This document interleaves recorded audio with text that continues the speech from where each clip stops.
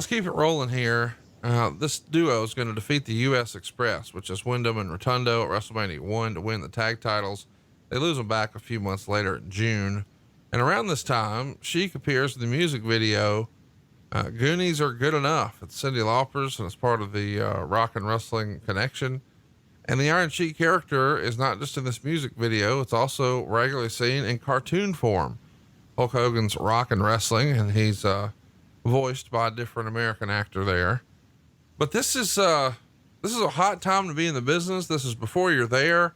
But man, all anybody is talking about in wrestling is how big this has gotten and how much the boys are making. And the Iron Sheik's right in the middle, to the point that Arn Anderson hears, and we've recently talked about this on his podcast, that Sheik was getting $80,000 a quarter just from his LJN action figure, which is pretty remarkable. Yeah, that's probably about right. I mean, the guys were making big money, and Sheik and Volkov were the original heels, right, in that group to actually have action figures, which some people thought, oh my God, you can't have heels, but the baby faces needed somebody to beat up in this whole thing.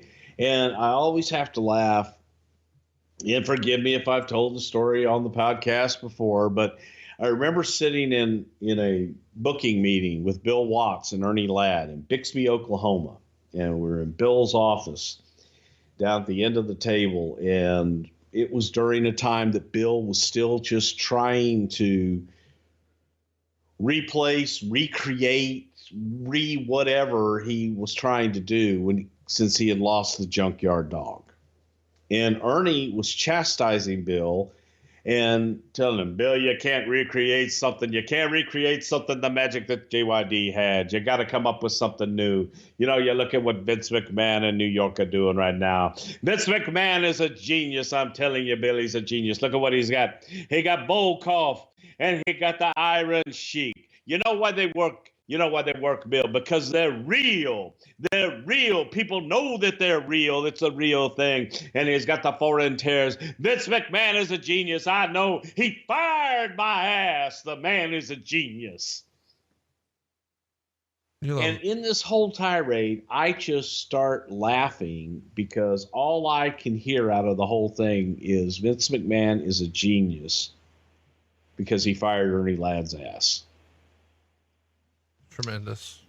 And that's how Vince fired me, actually, the first time. He said, Bruce, in the immortal words of Ernie Ladd, the man is a genius. I'm fired. Good time. Let's talk about Freddie Blassie. I don't know when we'll talk about him again. You got any good Freddie Blassie stories you can share with us? None that I could tell on the damn...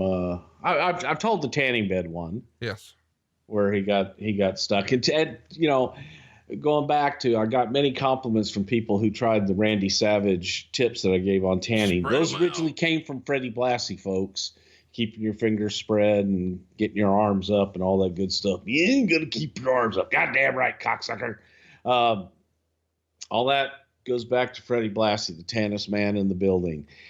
Freddie was just great. To me, Fred was a class act and just very good to me and my family.